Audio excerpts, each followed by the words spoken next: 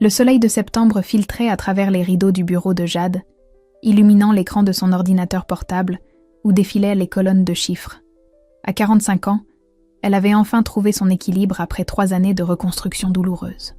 Son divorce avait été un naufrage financier et émotionnel, son ex-mari ayant vidé leur compte avant de disparaître avec sa secrétaire. Depuis, Jade économisait chaque euro avec la détermination d'une femme qui avait appris à ne plus jamais dépendre de personne. Sa maison héritée de sa grand-mère était devenue son refuge. Ici, pas de drame, pas de crise, juste le ronronnement paisible de sa comptabilité indépendante et la sérénité d'une vie enfin maîtrisée. Elle consultait régulièrement son livret d'épargne. 15 000 €, fruit de 3 années d'efforts et de privations. Son apport pour un appartement plus petit, sa garantie d'indépendance future. Le claquement violent de la porte d'entrée brisa cette quiétude, comme un coup de hache. Des pas précipités résonnèrent dans le couloir, accompagnés d'une respiration haletante qu'elle reconnut immédiatement. Son estomac se noua. Elle savait que cette paix ne pouvait pas durer éternellement. Léa déboula dans le bureau tel un ouragan de désespoir. Ses cheveux châtains collaient à son front en sueur. Son mascara avait coulé en rigole noire sur ses joues creusées par l'inquiétude. À 38 ans, sa sœur cadette maîtrisait l'art de transformer chaque événement de sa vie en catastrophe majeure. Derrière elle suivait leur père, 72 ans, l'air résigné d'un homme habitué aux tempêtes familiales de sa fille. L'atmosphère devint électrique. Jade sentit ses épaules se tendre. Cette réaction pavlovienne développée au fil des années face aux crises de Léa. Sa sœur avait ce don particulier pour aspirer l'énergie de son entourage, pour transformer chaque pièce en tribunal où elle endossait tour à tour les rôles de victime et de procureur. Léa expliqua sa situation d'une voix tremblante qui mêlait supplique et exigence. Elle avait perdu son emploi d'aide-soignante après un arrêt maladie pour dépression, puis le licenciement avait suivi. Maintenant, le propriétaire menaçait de l'expulser avec ses 2 enfants pour 3 mois de loyers impayés. Il lui fallait 15 000 € pour éviter la catastrophe. Ces mots résonnèrent dans l'air comme une sentence. 15 000 €, exactement la somme que Jade avait si patiemment accumulée. Le hasard n'existait pas chez Léa. Elle avait forcément fouillé, calculé, évalué les ressources de sa sœur avant de débarquer. Jade observa cette femme qui partageait ses gènes, mais semblait appartenir à une autre espèce. Là où elle-même avait appris la discipline et l'anticipation, Léa cultivait l'impulsivité et l'improvisation permanente. 2 philosophies de vie incompatibles qui s'affrontaient depuis l'enfance dans cette famille dysfonctionnelle. La culpabilisation familière s'immisça dans ses pensées. Léa excellait dans cet art, cette capacité à faire porter à autrui le poids de ses propres échecs. Combien de fois avait-elle déjà payé? Les études non terminées, les crédits à la consommation, les découvertes bancaires, les frais de garde d'enfants, une litanie d'urgence qui avait contribué à ruiner son mariage. « Je ne peux pas », murmura Jade, surprise par la fermeté de sa propre voix. Le visage de Léa se transforma. La supplique fit place à une colère froide, cette rage qui couvait toujours sous ses airs de victime. Elle regarda autour d'elle, évaluant la maison spacieuse, les meubles de qualité, les signes tangibles de la réussite de sa sœur. Ses accusations fusèrent alors, venimeuses et calculées. Jade préférait son petit confort à l'avenir de ses neveux. Elle avait toujours été égoïste, incapable de solidarité familiale. Le père hocha la tête avec cette expression de reproche que Jade connaissait si bien. Pour lui, la réussite financière créait automatiquement des devoirs familiaux. Il déclara simplement que c'était le prix de ne pas aider la famille. Il n'avait jamais remis en question les exigences de sa fille cadette, trouvant naturel que l'aîné assume les conséquences des erreurs familiales. Ces mots furent comme un déclic. Jade regarda cet homme qui n'avait jamais protégé ses filles des manipulations mutuelles, qui entretenait cette toxicité familiale par sa passivité complice. Elle comprit soudain que cette scène se répéterait indéfiniment, que sa générosité passée n'avait fait qu'alimenter les attentes et les reproches. La fureur monta en Léa comme une marée noire. Elle se dirigea vers le bureau d'un pas déterminé, saisit l'ordinateur portable encore ouvert et, dans un geste d'une violence inouïe, le projeta par la baie vitrée ouverte. Le splash dans la piscine résonna comme un coup de tonnerre. Léa eut un sourire cruel et lança sa phrase définitive avec une satisfaction mauvaise. C'était ce que méritait Jade, égoïste. C'était ce qui arrivait quand on refusait d'aider sa famille.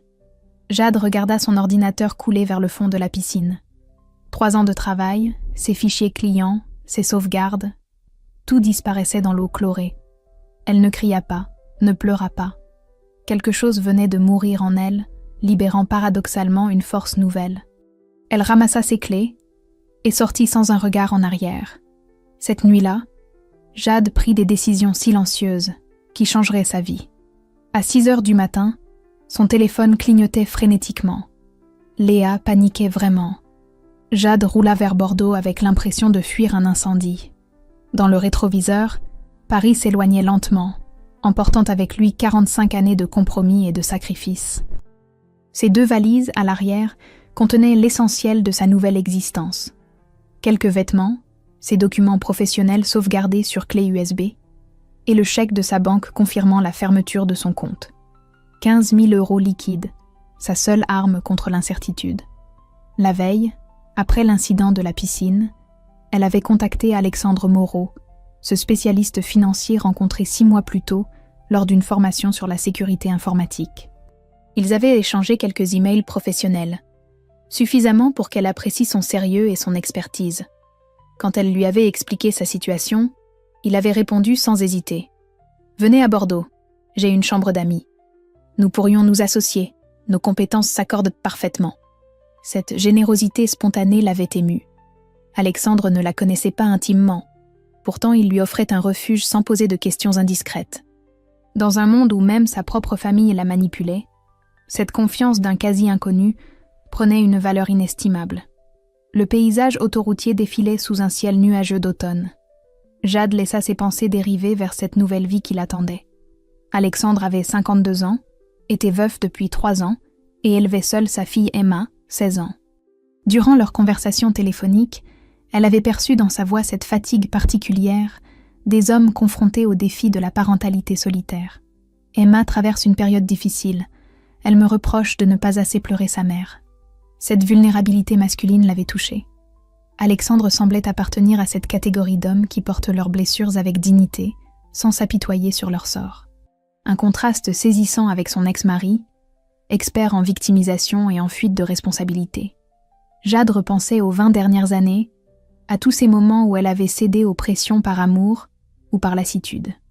Son mariage avait explosé en partie à cause de ses demandes financières incessantes. Son ex-mari lui reprochait d'être la banque de sa famille, et il n'avait pas tort. Combien de projets de couple avaient été reportés ou annulés pour financer les urgences de Léa? Son téléphone vibra. Numéro masqué. Elle décrocha prudemment. « Jade ? C'est maman ?» Léa regrette énormément son geste. La voix sonnait faux, cette tonalité artificielle adoptée pour jouer les médiatrices. Elle était désespérée avec les enfants qui risquent la rue. Tu gagnes bien ta vie, tu peux racheter un ordinateur. Cette logique implacable qui réduisait la violence de Léa à un simple incident matériel confirma à Jade qu'elle avait raison de partir. « Au revoir, maman. » Elle raccrocha et éteignit son téléphone. Cette coupure numérique marquait symboliquement sa rupture avec un passé toxique. Bordeaux apparut enfin, baigné dans la lumière dorée du couchant. Alexandre habitait un pavillon des années 70, dans un quartier résidentiel calme. La façade en briques rouges respirait la respectabilité bourgeoise. Mais Jade remarqua quelques signes de négligence. Volets légèrement décolorés, jardin entretenu sans passion, l'absence de ces petits détails qui font la chaleur d'un foyer. Une maison qui survivait plutôt qu'elle ne vivait. Elle sonna à 18 heures précises. Alexandre ouvrit immédiatement, comme s'il l'attendait derrière la porte. Grand, mince, avec des cheveux grisonnants et des rides creusées par le chagrin, il dégageait cette élégance naturelle des hommes qui ont renoncé à séduire sans renoncer à leur dignité. « Bienvenue chez nous, Jade. » Son sourire timide révélait un homme habitué à la solitude mais heureux de la rompre. Derrière lui, une adolescente observait la scène depuis l'escalier. Emma avait ce regard perçant des jeunes qui jugent rapidement les adultes et leurs motivations. Belle comme sa mère devait l'être, avec cette gravité précoce des enfants confrontés trop tôt à la mortalité. « Emma, viens dire bonjour. » La jeune fille descendit lentement, évaluant cette femme qui s'installait dans leur univers masculin et endeuillé. Papa m'a dit que vous travaillez dans le secteur financier aussi. Oui, et j'espère que nous allons bien nous entendre. Emma hocha la tête poliment, avant de remonter dans sa chambre. Alexandre s'excusa de cette froideur apparente. Elle a peur que je remplace sa mère trop vite. Chaque nouvelle personne représente une menace pour sa mémoire. Cette franchise touchante révélait un père conscient des blessures de sa fille et respectueux de son chagrin. Jade comprit qu'elle arrivait dans une maison où l'amour n'avait pas disparu avec la mort, mais où il cherchait de nouvelles formes d'expression. Le dîner se déroula dans une politesse tendue. Emma mangeait en silence, lançant parfois des regards furtifs vers Jade. Alexandre tentait de meubler la conversation en parlant du quartier, des commerces, des écoles. Cette normalité forcée cachait mal l'étrangeté de la situation. 3 inconnus réunis par les circonstances, essayant de créer une harmonie artificielle. Cette nuit-là, installée dans la chambre d'amis au mur couvert de photos de famille, Jade se demanda si elle avait fait le bon choix. Les premiers jours chez Alexandre ressemblaient à une danse prudente entre 3 solitudes qui apprenaient à cohabiter. Jade s'installait dans une routine respectueuse, se levant tôt pour préparer le café et éviter de croiser Emma dans la cuisine. La jeune fille maintenait une distance polie mais ferme, saluant d'un hochement de tête avant de disparaître dans sa chambre avec un bol de céréales. Alexandre naviguait entre sa fille et son invité avec la maladresse touchante d'un homme habitué au silence. Il multipliait les petites attentions, fleurs fraîches sur la table, courses supplémentaires, tentatives de conversation durant les repas. Jade percevait sa volonté sincère de créer une harmonie familiale, mais aussi sa peur de brusquer l'équilibre fragile de sa fille. Emma a toujours été protectrice avec moi depuis la mort de sa mère, confia-t-il un soir en rangeant la vaisselle. Elle craint que j'oublie Marie si je recommence à sourire. Cette révélation toucha Jade profondément. Elle comprenait la culpabilité d'Alexandre, cette impression de trahir la mémoire de son épouse en acceptant de nouveaux bonheurs. Combien de veuves et de veuves s'interdisaient-ils de revivre par loyauté envers les morts? Professionnellement, leur association prenait forme naturellement. Alexandre possédait une clientèle fidèle d'artisans et de retraités qui appréciaient son approche humaine des finances. Jade apportait son expertise en fiscalité et sa capacité à déchiffrer les réglementations complexes. Ensemble, ils créaient un accompagnement complet que leurs clients plébiscitèrent rapidement. Cabinet Patrimoine et Conseil naquit officiellement un mercredi matin dans le bureau reconverti de la maison. Jade avait insisté pour investir ses économies dans du matériel informatique professionnel et une ligne professionnelle. Cette contribution financière équilibrait leur partenariat et lui donnait une légitimité dans cette nouvelle vie. Leur premier succès fut Madame Girard, 67 ans, veuve récente, qui leur confia ses inquiétudes patrimoniales. En larmes, elle évoquait sa peur de se faire escroquer par des conseillers financiers sans scrupules. Jade et Alexandre l'écoutèrent patiemment, démêlant ses craintes légitimes de ses angoisses irrationnelles. Cette confiance mutuelle révéla leur complémentarité. Lui rassuré par sa douceur paternelle, elle structurée par son expertise technique. « Vous êtes comme un couple professionnel », remarqua Madame Girard en signant son contrat. « On sent que vous vous complétez. » Cette observation innocente créa un malaise délicieux entre Jade et Alexandre. Ils échangèrent un regard furtif, conscients soudain de leur complicité grandissante. Leurs mains se frôlèrent parfois en manipulant les dossiers. Leur conversation professionnelle dérivait vers des confidences personnelles. Une intimité douce s'installait, faite de silences complices et de sourires entendus. Emma observait cette évolution avec un mélange de curiosité et d'inquiétude. Un soir, elle surprit Jade en train de repasser les chemises de son père, geste domestique qu'Alexandre n'avait plus connu depuis des années. « Vous n'êtes pas obligée de faire ça. »« Ça me fait plaisir, Emma. J'ai l'habitude de m'occuper des autres. »« C'est pour ça que votre famille vous a fait du mal ?» Cette question directe surprit Jade par sa maturité. Emma possédait cette intuition féminine qui perçait les non-dits familiaux. Elle avait deviné que Jade fuyait une toxicité, sans connaître les détails. Parfois, aider les autres devient une prison quand ils en abusent. Papa aussi aide trop. Maman lui disait toujours qu'il était trop généreux. Cette confidence révéla une facette d'Alexandre que Jade n'avait pas encore perçue. Derrière sa prudence financière professionnelle se cachait un homme vulnérable aux manipulations affectives. Cette faille commune les rapprochait inconsciemment. Le téléphone sonna tard ce soir-là. Léa avait retrouvé le numéro d'Alexandre par des moyens détournés. Sa voix hystérique résonnait dans le combiné, accusant Jade d'abandon de famille et menaçant de débarquer à Bordeaux avec les enfants. Alexandre, témoin involontaire de cette violence verbale, découvrit l'ampleur de la toxicité que Jade avait fui. « Raccrochez !» murmura-t-il simplement. Ce geste protecteur bouleversa Jade.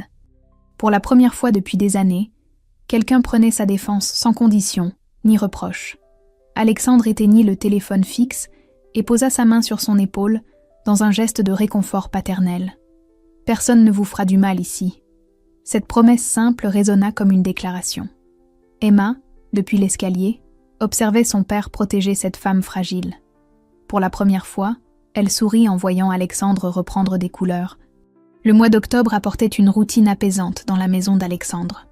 Jade avait trouvé sa place dans cette famille recomposée par les circonstances, créant un équilibre délicat entre respect et proximité.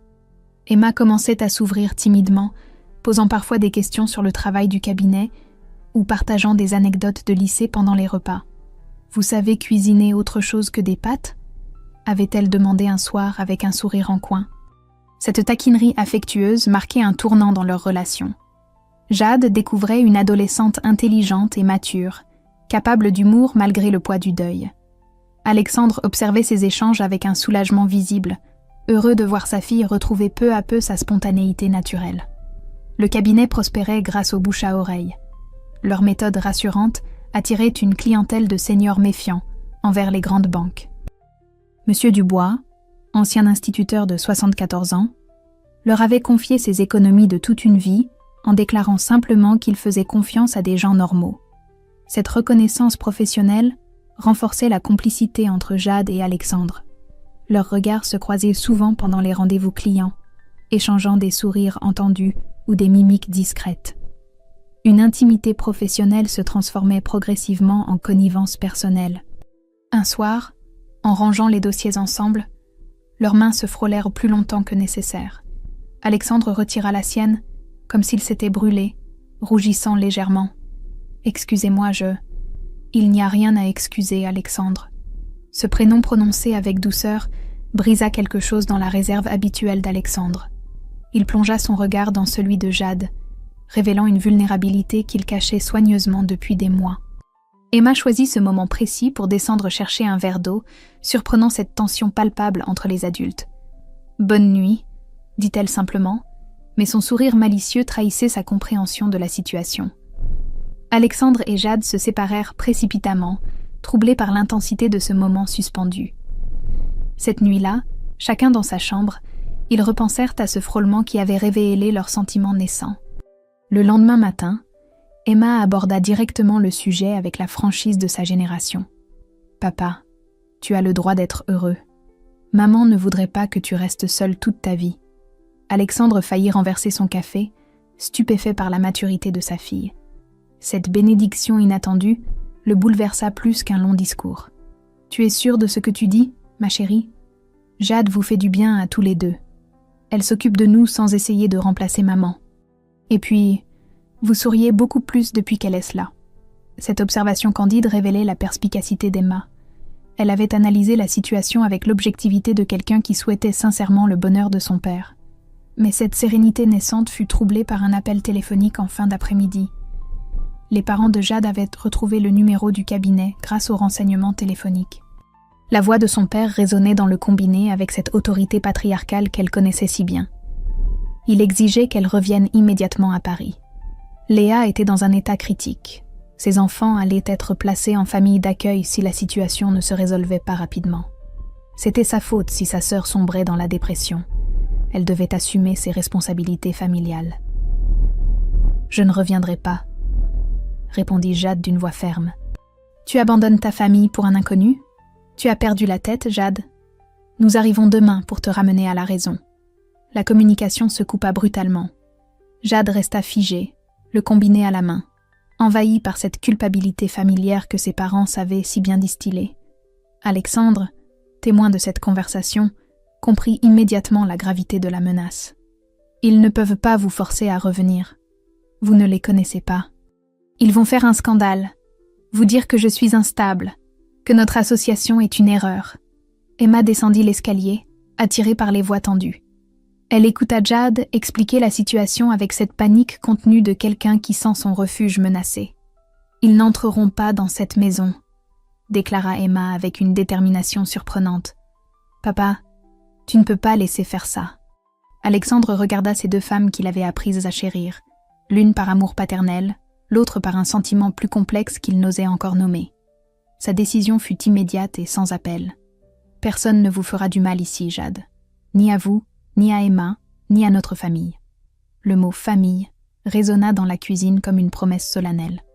L'arrivée annoncée des parents de Jade créa une électricité particulière dans la maison.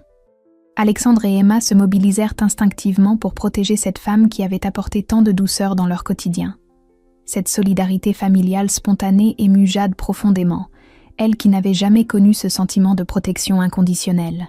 « Nous affronterons ça ensemble », déclara Alexandre en posant sa main sur l'épaule de Jade. Ce geste simple scella une alliance qui dépassait leur association professionnelle. Emma hocha la tête avec la gravité d'une adulte, consciente que cette épreuve définirait l'avenir de leur famille recomposée. Le lendemain matin, Jade se réveilla avec une sérénité inattendue. Pour la première fois de sa vie, elle ne se sentait pas seule face aux manipulations familiales. Cette certitude d'être soutenue lui donnait une force nouvelle, une capacité de résistance qu'elle n'avait jamais osé espérer. Alexandre prépara le petit déjeuner avec une attention particulière, multipliant les petites prévenances qui trahissaient ses sentiments grandissants. Emma observait son père avec un sourire complice, heureuse de le voir enfin sortir de sa réserve émotionnelle. « Papa, tu devrais dire à Jade ce que tu ressens », murmura-t-elle en aidant à mettre la table. « Emma, ce n'est pas si simple. Maman nous a toujours dit d'être honnête avec nos sentiments. Tu l'aimes bien, Jade. Et elle aussi, ça se voit. » Cette franchise adolescente bouleversa Alexandre. Sa fille venait de lui donner la permission d'aimer à nouveau, effaçant d'un coup ses dernières réticences morales. Quand Jade descendit pour le petit déjeuner, il la regarda différemment, avec cette tendresse assumée qu'il n'osait plus cacher. « Vous avez bien dormi ? Mieux que depuis des semaines, grâce à vous deux. » Cette reconnaissance mutuelle créa une atmosphère d'intimité familiale que ni les menaces extérieures, ni les doutes personnels ne pouvaient altérer. La journée au cabinet se déroula dans une complicité renforcée. Leurs clients habituels remarquèrent cette harmonie nouvelle, cette façon qu'avaient Alexandre et Jade de se compléter naturellement dans leurs explications. Madame Rousseau, leur fidèle cliente de 69 ans, osa même une remarque affectueuse. « Vous formez un si joli couple tous les deux. On sent que vous vous entendez à merveille. » Alexandre et Jade échangèrent un regard ému, conscients que leurs sentiments devenaient visibles aux yeux de tous. Cette reconnaissance publique de leur complicité les rapprochait encore davantage. En fin d'après-midi, une voiture inconnue se gara devant la maison. Les parents de Jade venaient d'arriver de Paris, accompagnés de Léa qui affichait un visage de martyr calculated. Alexandre serra instinctivement la main de Jade, lui transmettant sa force et sa détermination. « N'oubliez pas que vous êtes chez vous ici. » Emma, revenue du lycée, évalua immédiatement la situation. Ces trois personnes au visage fermé et accusateur contrastaient violemment avec l'atmosphère sereine de leur foyer. Elle se plaça spontanément aux côtés de Jade, formant un front familial uni. Le père de Jade sonna avec insistance, comme s'il voulait réveiller tout le quartier. Alexandre ouvrit calmement, sa prestance naturelle imposant le respect malgré la tension. « Nous venons chercher notre fille. Jade est libre de ses choix. Elle habite ici de son plein gré. » Cette politesse ferme déstabilisa les visiteurs, habitués à intimider par l'agressivité. Léa tenta une approche différente, jouant la carte de la victimisation. « Ma sœur a détruit ma vie en refusant de m'aider. Maintenant, elle se cache derrière vous pour éviter ses responsabilités. » Emma ne put retenir sa réaction spontanée. « C'est vous qui avez jeté son ordinateur dans la piscine. Papa nous a tout raconté. » Cette intervention courageuse de l'adolescente révéla la vérité brutalement. Les parents de Jade réalisèrent que leur version des faits ne trompait personne dans cette maison. Jade sortit enfin de son silence, forte du soutien inconditionnel de sa nouvelle famille. « Je ne reviendrai pas. J'ai trouvé ici ce que vous ne m'avez jamais donné, le respect et l'affection sans condition. » Ces mots simples résonnèrent comme une libération définitive. Alexandre lui prit la main devant tout le monde, assumant publiquement leurs sentiments naissants. « Jade fait partie de notre famille maintenant. » Cette déclaration solennelle marquait un tournant décisif dans leur vie. Le départ précipité des parents de Jade laissa un silence pesant dans la maison bordelaise. Leurs menaces avaient résonné longtemps après le claquement de la portière. Ils reviendraient avec des preuves de l'instabilité de leur fille. Ils feraient annuler cette association professionnelle douteuse. Ils saisiraient les autorités compétentes pour faire valoir leurs droits familiaux. Alexandre observait Jade, qui fixait la fenêtre d'un regard absent. Cette femme forte qu'il avait appris à admirer semblait soudain fragile, comme si les accusations parentales avaient fissuré sa confiance nouvellement acquise. Il reconnaissait cette expression, cette culpabilité insidieuse que les manipulateurs savent instiller chez leurs victimes. « Ils n'ont aucun droit sur vous, Jade », dit-il doucement. Elle secoua la tête, perdue dans ses pensées toxiques. La violence de cette confrontation familiale avait réveillé tous ses démons intérieurs, toutes ces voix qui lui reprochèrent son égoïsme supposé. Emma montait silencieusement dans sa chambre, perturbée par cette violence familiale qu'elle découvrait. L'adolescente avait grandi dans l'amour inconditionnel de ses parents. Elle ne pouvait concevoir qu'une famille puisse détruire plutôt que protéger. Cette révélation sur les relations humaines la vieillissait brutalement. Les jours suivants s'écoulèrent dans une tension sourde. Jade se montrait plus distante, multipliant les heures de travail pour éviter les conversations personnelles. Elle craignait que ses problèmes familiaux ne contaminent la sérénité d'Alexandre et Emma, que sa présence ne devienne un fardeau plutôt qu'un bonheur. Alexandre percevait ce retrait avec une inquiétude grandissante. Cette femme qui avait illuminé leur quotidien s'éteignait progressivement, rongée par des doutes qu'il ne parvenait pas à dissiper. Il tentait des approches délicates, proposant des balades, des sorties au cinéma, des distractions qui autrefois la faisaient sourire. « Vous n'avez pas envie de sortir ce soir ? Je préfère travailler, Alexandre. » Ses refus répétés le blessaient, mais il respectait cette distance en souffrant silencieusement. Le cabinet continuait de fonctionner efficacement, mais leur complicité professionnelle avait perdu sa spontanéité. Jade se contentait du strict minimum relationnel, évitant les regards prolongés, les frôlements involontaires, toutes ces petites intimités qui tissaient leur rapprochement. Emma observait cette régression avec la perspicacité de sa génération. Elle comprenait que Jade se punissait d'avoir trouvé le bonheur, que la culpabilisation familiale agissait comme un poison lent. L'adolescente avait envie d'intervenir, de secouer ces adultes qui s'autodétruisaient par excès de scrupules. Un soir, en préparant le dîner, Jade reçut un appel de Léa. Sa sœur avait modifié sa stratégie, adoptant un ton larmoyant et désespéré. Elle évoquait ses enfants traumatisés par cette séparation familiale, sa dépression qui s'aggravait, son isolement social depuis le départ de Jade. « Tu me manques tellement, Jade. Les enfants pleurent tous les soirs. » Cette manipulation émotionnelle atteignait sa cible avec une précision chirurgicale. Jade raccrocha en pleurant, submergée par cette culpabilité qu'elle croyait avoir surmontée. Alexandre la trouva effondrée dans la cuisine, ses défenses psychologiques pulvérisées par ce chantage affectif savamment orchestré. « Ça ne peut plus durer comme ça, » murmura-t-il en s'approchant. « Je devrais peut-être retourner les voir. »« Non, Jade, c'est exactement ce qu'ils veulent. » Il s'assit près d'elle, respectant sa détresse sans chercher à la minimiser. Cette vulnérabilité révélait l'ampleur des blessures infligées par des années de manipulation familiale. Il comprenait qu'on ne se libère pas facilement de liens toxiques tissés depuis l'enfance. Emma descendit en entendant les sanglots étouffés. Cette scène de désolation la révolta contre l'injustice de la situation.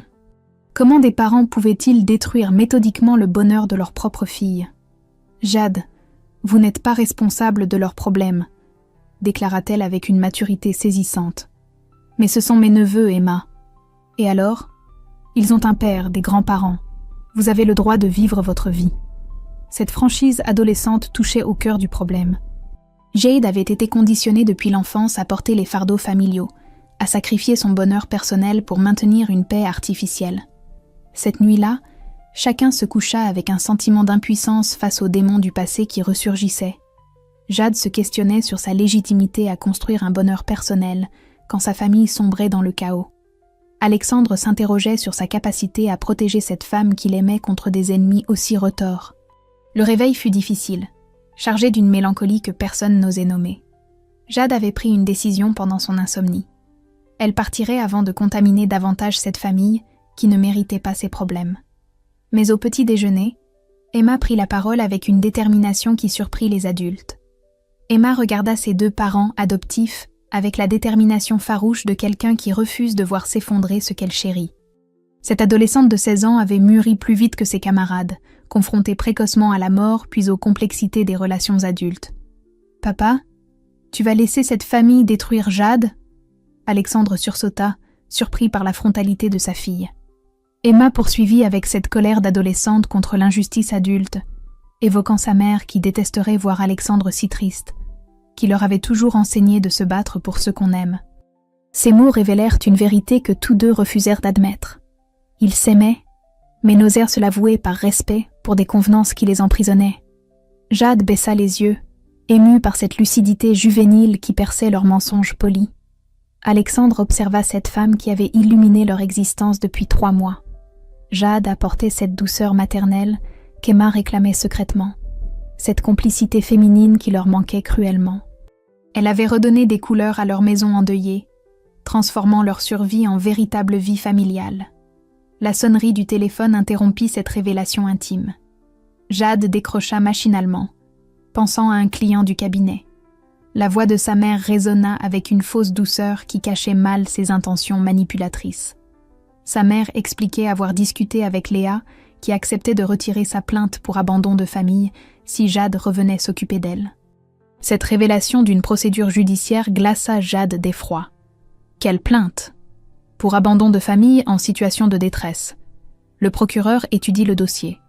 Cette escalade dans la manipulation révélait leur désespoir, mais aussi leur dangerosité croissante. Alexandre arracha le combiné des mains de Jade, sa patience ayant atteint ses limites face à cette violence psychologique. « Madame, votre fille est majeure et libre. Vos menaces constituent du harcèlement. » La communication se coupa brutalement. Alexandre éteignit le téléphone et regarda Jade qui tremblait, terrorisée par cette perspective judiciaire qu'elle n'avait pas anticipée. « Ils ne peuvent rien contre vous légalement. Vous ne les connaissez pas, Alexandre. » Emma observait cette femme qu'elle avait appris à aimer comme une seconde mère, brisée par des parasites familiaux qui se nourrissaient de sa générosité. Cette injustice révoltait sa nature droite d'adolescente élevée dans l'honnêteté. « Jade, vous allez vous battre ou vous laisser détruire ?» Cette question directe obligea Jade à confronter sa lâcheté. Depuis des années, elle cédait aux pressions par facilité, préférant payer plutôt qu'affronter. Cette stratégie d'évitement avait nourri les exigences familiales jusqu'à rendre la situation explosive. Alexandre proposa une solution d'une simplicité désarmante. Rester ici, refuser leur chantage. Cette rectitude masculine rassura Jade momentanément. Son soutien inconditionnel constituait un rempart contre les manipulations extérieures. Le lendemain matin, une lettre recommandée confirmait les menaces téléphoniques. Un avocat parisien accusait Jade d'abandon de famille, réclamant 15 000 € de dommages et intérêts. Cette procédure fantaisiste ne résisterait pas à un examen juridique sérieux, mais elle révélait la détermination familiale à récupérer leur vache à lait. Alexandre contacta immédiatement son notaire bordelais, qui rassura Jade sur l'inconsistance légale de ces accusations. L'abandon de famille concernait les époux ou les ascendants en détresse avérée, pas les relations entre sœurs adultes autonomes. « Il bluffe », confirma le juriste par téléphone. Cette expertise légale libéra Jade d'un poids énorme. Sa famille utilisait son ignorance juridique pour l'impressionner, mais leurs armes s'avéraient inoffensives face à quelqu'un d'informé. Cette révélation marquait un tournant. Jade découvrait que ses bourreaux n'étaient que des manipulateurs sans réel pouvoir. Emma sourit en voyant Jade reprendre des couleurs, heureuse de constater que la vérité triomphait des mensonges familiaux. Cette victoire morale renforçait les liens de leur famille recomposée, soudés face à l'adversité. L'atmosphère changea radicalement. Alexandre et Jade retrouvèrent leur complicité, libérés de cette épée de Damoclès juridique. « Maintenant, papa, tu peux lui dire que tu l'aimes ?» Cette candeur adolescente fit rougir les deux adultes qui n'osaient avouer leurs sentiments. La question candide d'Emma flottait dans l'air, comme une évidence que personne n'osait saisir. Alexandre et Jade se regardèrent avec cette gêne délicieuse des adultes, pris en flagrant délit de sentiments cachés. Cette adolescente perspicace venait de verbaliser ce que chacun ressentait sans oser l'admettre.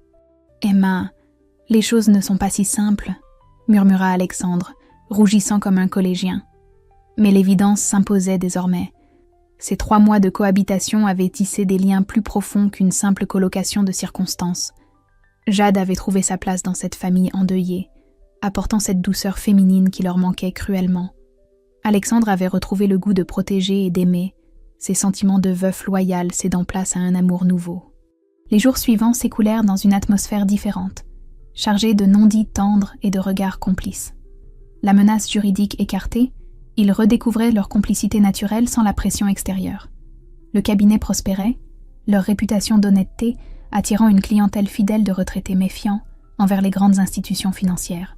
« Vous formez un si beau couple », répétait Madame Dubois, leur cliente de 74 ans, chaque fois qu'elle venait consulter ses placements. Ses observations innocentes les rapprochèrent malgré eux, créant une intimité douce faite de sourires entendus et de frôlements prolongés. Alexandre osait maintenant poser sa main sur l'épaule de Jade quand elle se penchait sur les dossiers. Elle s'attardait près de lui, respirant son parfum discret d'homme élégant. Un matin de novembre, alors qu'Emma était partie en classe, Alexandre trouva enfin le courage de ses sentiments.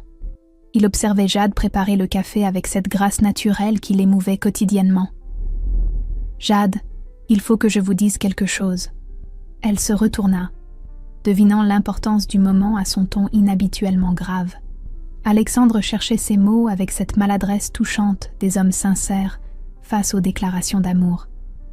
« Depuis que vous êtes ici, ma vie a repris des couleurs. » Emma sourit à nouveau. « Moi aussi. » « Alexandre, laissez-moi finir. Je sais que c'est compliqué, que vous sortez d'une période difficile, que moi-même j'ai mes blessures, mais je ne peux plus faire semblant de ne rien ressentir. » Cette déclaration simple bouleversa Jade. Elle découvrait un homme capable de vulnérabilité, si différent des manipulateurs de sa famille ou de l'égoïste qu'était son ex-mari. Alexandre lui offrait un amour adulte, basé sur le respect mutuel et la tendresse partagée. Moi aussi, Alexandre. Depuis longtemps. Ils s'embrassèrent enfin, doucement, avec cette retenue émotionnelle des amours matures, qui savourent chaque instant. Cette étreinte scellait plus qu'une romance naissante.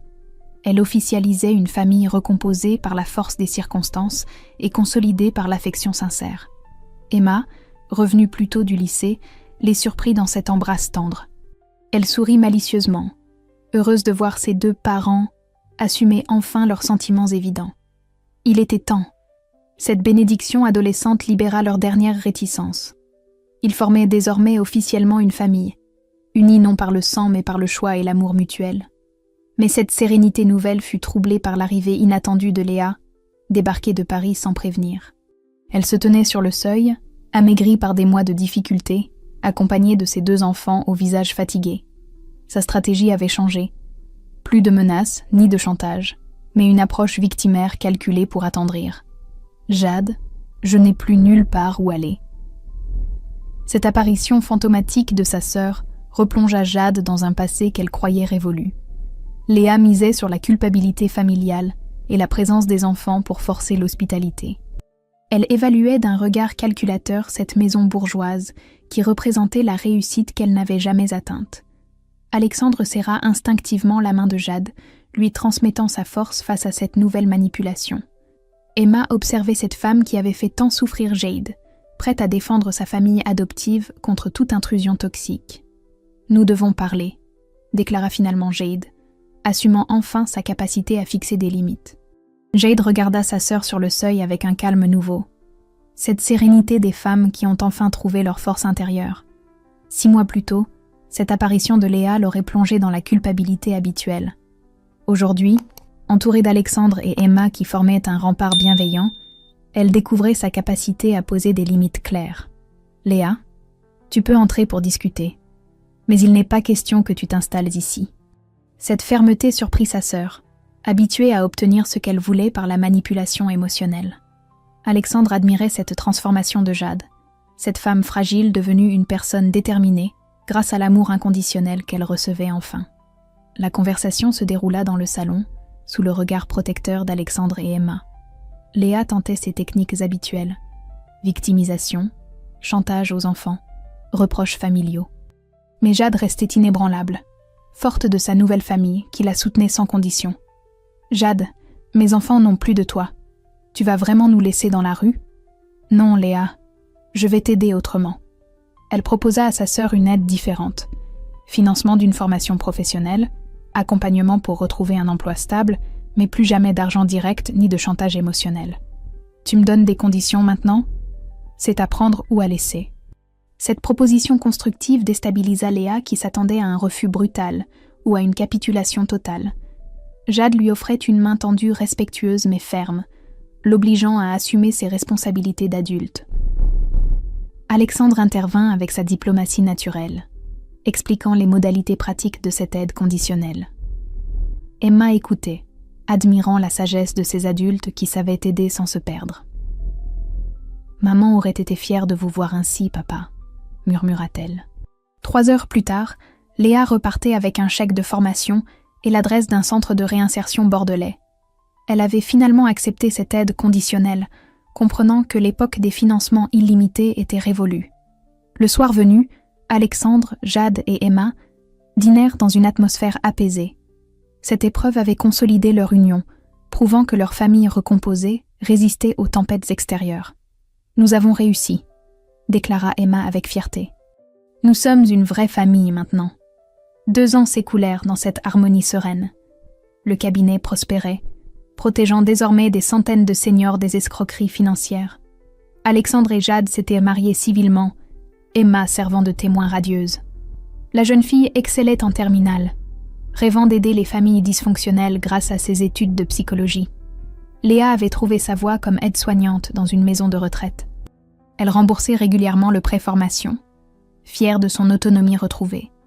Leur relation restait distante mais apaisée, basée sur le respect mutuel. Les parents de Jade, vieillis et isolés, tentaient parfois des rapprochements que Jade acceptait avec bienveillance mais fermeté. Elle avait appris à aimer sans se sacrifier, à aider sans s'oublier. Un matin de printemps, en arrosant les fleurs près de la piscine, Jade sourit en repensant à cet ordinateur coulé qui avait changé sa vie. Alexandre la rejoignit, café à la main. « Tu regrettes parfois ton ancienne vie ? » ?»« Jamais. Cette piscine a noyé mes chaînes, pas mon avenir. » Emma, maintenant 19 ans, les observait depuis la fenêtre. Ces 2 êtres prouvaient qu'on peut reconstruire sa famille à tout âge, que l'amour véritable se choisit autant qu'il se subit. À 47 ans, Jade avait découvert la plus belle vérité. On n'abandonne jamais sa famille quand on choisit enfin de vivre pour soi. Elle avait appris la différence entre aimer et se perdre, entre donner et se sacrifier.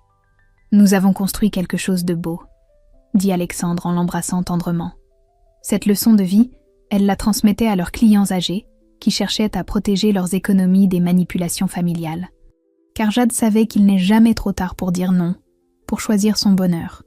L'histoire se terminait près d'une piscine, mais cette fois, l'eau reflétait un avenir serein.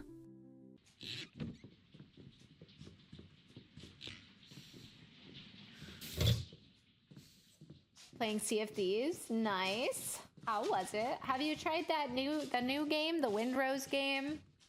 I've heard that people who like Sea of Thieves like that one. Hunting? Is that a ghost orb? We got ghost orbs. Biscuits. I'm dead, though. Biscuits. Oh. Love it. Oh, nice. It was fun. Very nice, very nice. I've never played any of those pirate games, but I've heard that they're very fun. I'm glad that the stream went well, though. Let me give you a shouty since I'm hiding from the ghosty. Oh, these are the guys that there's like 10 twisted. They're all twisted, yes.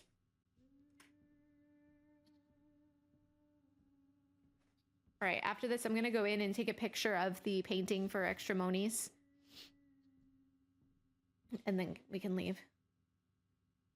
We're a little twisted in our own way. For real, everybody is. So cool. Is it done? I think it's done.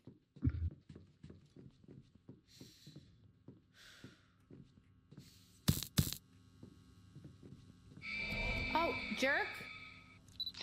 Get out of here. We're leaving.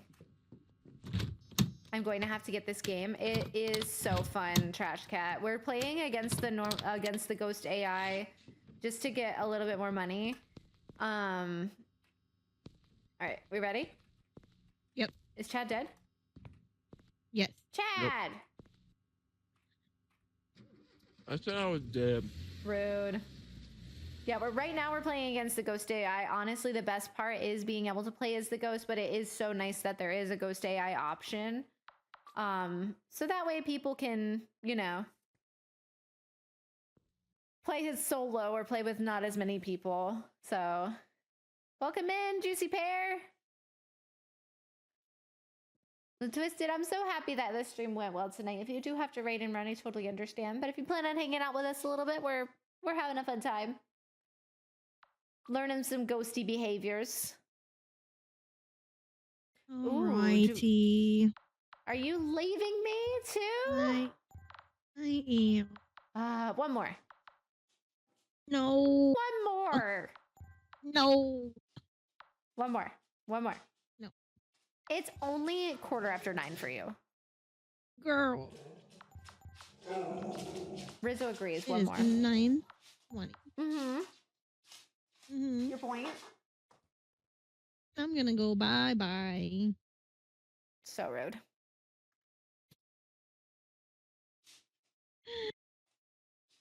I don't know how to get out of here. So There we go. rude. It's okay. It's not okay. It is. Okay. It's never okay. It is. I not know Fine. late night out. Leave me. Be I'm gone. leaving you with Chad. Be gone. I will. Go to sleep. I am. She said, oh, I am. Gladly going to bed. Good night, Kenzie. Good night.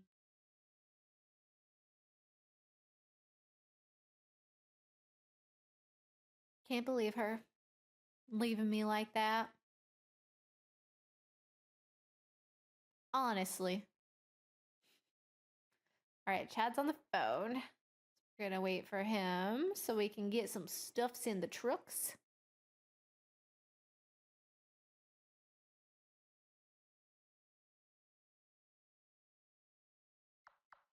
Did he add stuff? He did not add stuff.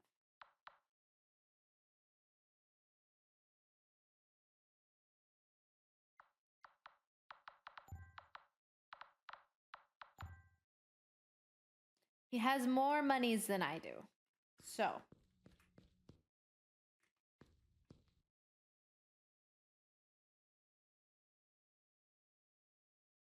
But yeah, Trash Cat, this game is honestly so fun. And like the updates that have been made to it have been so good. Like they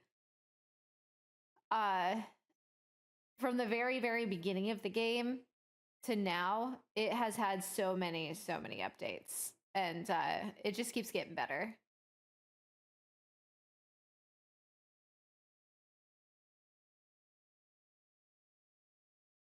I'm back. Welcome back. Would you Dude, why's mind? Faz gonna suck? Would you mind? I'm adding stuff right now. I'm adding Possibly it right adding now. some stuff to the truck. I'm literally doing that right now. Thank you. Like it's basically got everything in there besides smudge sticks. But those are so freaking expensive.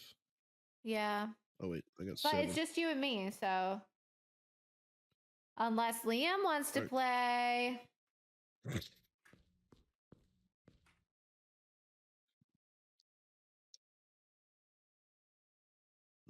Hint, hint. Cough, cough.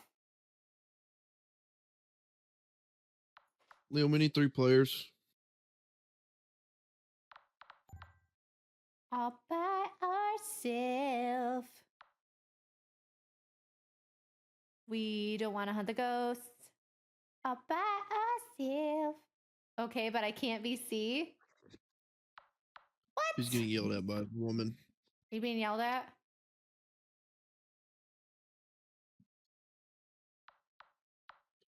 Does Liam have a woman? I don't know. Mm-hmm.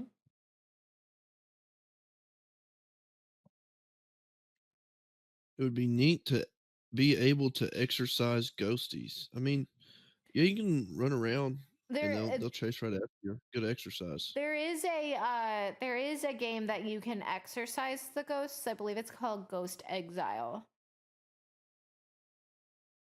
I've never played it though. Oh, Liam, I love you so much.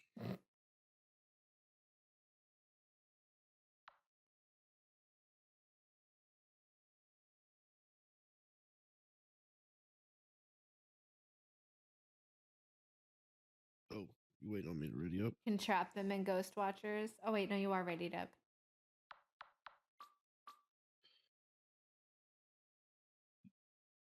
All right. Allegedly. Yeah, that's another one I have not played.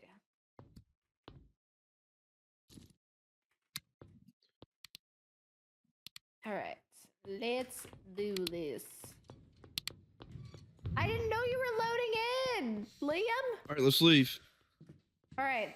Guess and go. I'm gonna look at the air here, and Stray. this looks to stray. me like a mare. When in doubt, mare it out, man. Because of the way that the clouds were. Oh, it was a It ghoul. was a ghoul. 332-309. Liam.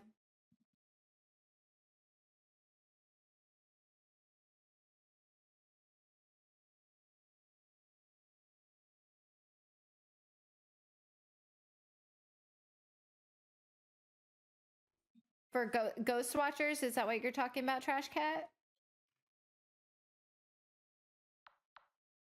Should we change this to Nightmare and try and do it off some Lose ghost all my money? behaviors? I don't know any of the ghost behaviors. We're learning them. Okay, we can do it with professionals still. Oh yeah, I have not played that one yet, but a friend of mine has.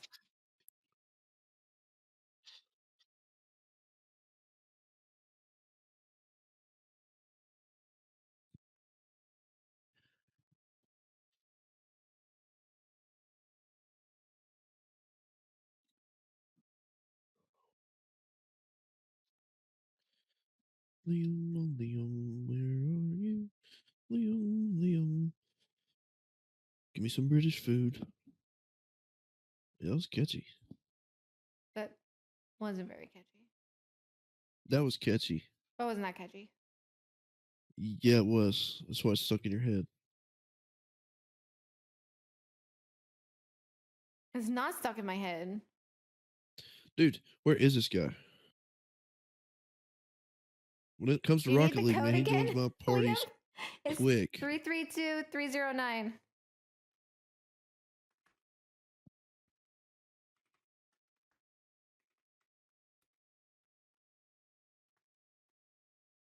He probably ditched us now.